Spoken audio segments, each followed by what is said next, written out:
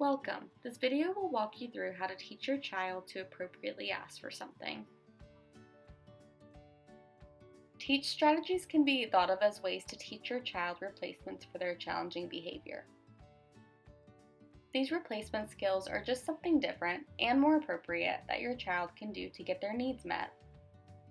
In order for replacement skills to work, there are a couple of important things that need to happen. First, they'll require some direct teaching, which needs to happen at a time that challenging behavior is not already happening.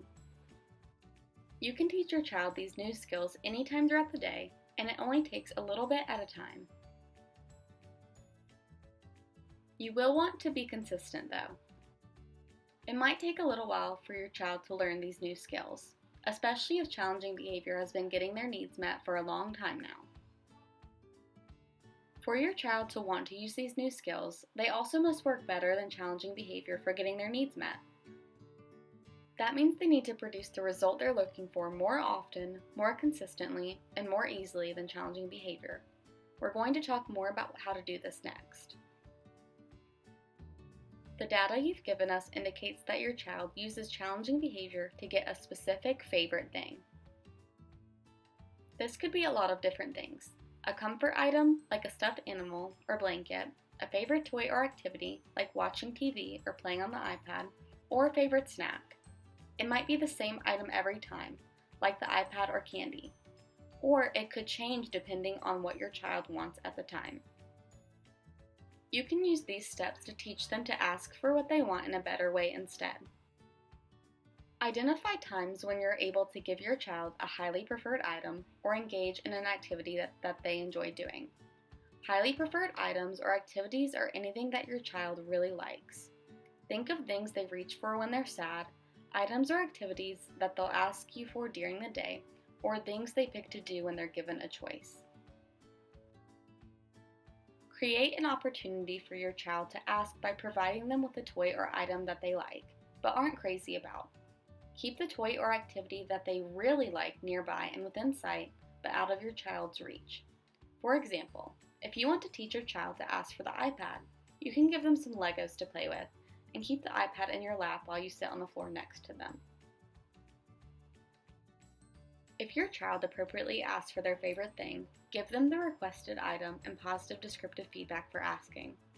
Positive descriptive feedback can sound like, "I love how you asked for your toy. I'm so proud of you," or "You did a great job asking for the toy you wanted." Remember, the way your child asks will look different depending on their communication abilities. If they don't communicate using words, you can give them the item for making eye contact with you and pointing, or reaching for the item, or using a sign for please or mine. You can also teach them to use one word or whole phrases. If your child does not ask or asks inappropriately, like by yelling or crying, model the way you want them to ask. For example, say, "If you want the iPad, you can say, 'iPad, please.'" Remember, your model should match your child's communication ability. It should be easy and effective so they can learn it quickly. If your child engages in challenging behavior instead of asking, stay calm, keep them safe, and avoid giving them attention during this time. Give them a brief and simple reminder of how to ask for what they want, and then turn away. Don't allow your child to access the item or activity until they've asked for it. Model how you'd like them to ask, and give a reminder if you need to. Remember that the goal is to teach your child to ask for what they want during these times. Ideally, each teaching time will include your model, your child's request, and some time playing with the preferred toy or accessing the favorite activity. You may need to prompt your child a few times at first before they ask, or you may need to wait and try again after they've calmed down if they're engaging in challenging behavior. It might be a little clunky at first, but once you both start to get the hang of it, it'll flow much more smoothly. Repeat this process several times throughout the day with different preferred items. The more you practice, the quicker your child will learn. Keep setting up times to practice this skill until you notice your child asking for an item without a model or engaging in challenging behavior. It's important to note that when you first start teaching this skill, you'll want to agree to your child's request as often as you can, even if it's just for 1 minute.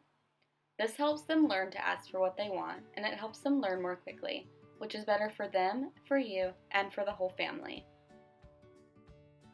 Give your child reminders throughout the day that they can ask for what they want, and be sure to model how you'd like them to ask. Sometimes preferred items or activities are not available.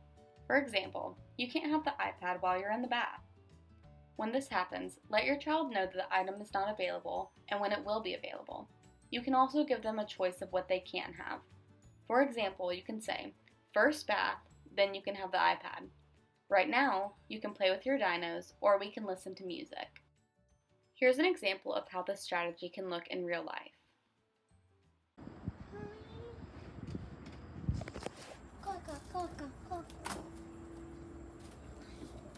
What do you want?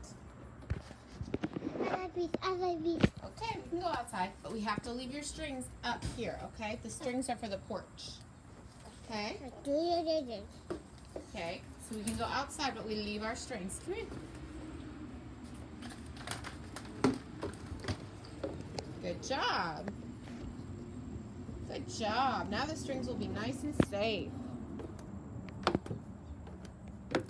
This mom does a great job of prompting her child to ask for what he wants, which is going outside. She then waits for him to ask. She also clearly states what he needs to do first before he can get what he wants, in this case, leaving the strings. When he asks to go outside, she honors his request and gives him positive descriptive feedback for asking. It's important that you follow through when you do tell your child that they can have access to a favorite thing at a certain time. Be sure to honor your statement as consistently as you can. When you don't have access to their most preferred item, give your child choices for what is available to them. For example, we can't watch Paw Patrol right now, but you can play Legos with your brother or play outside. Encourage your child to ask for items that they want more of, like a snack or a toy that has multiple parts, like Legos. Follow this same process, but instead prompt for the child to ask for more please. This allows for more opportunities to practice this new skill. It also helps your child learn more communication skills that will make challenging behavior less likely in the future. This teaching process may feel a little strange at first. Practice, ask help from others, and keep at it. You're both learning so much. Remember that you're teaching your child something new, which takes time. You may not see a big change right away, but if you're persistent, it will pay off. Give your child access to their favorite things when they ask, and not when they engage in challenging behavior. Revisit your behavior support plan often, save the Teach infographic on your phone, and check out our website for more suggestions. Keep up the hard work. You and your child are better for it. You're doing great, and we're here to help every step of the way.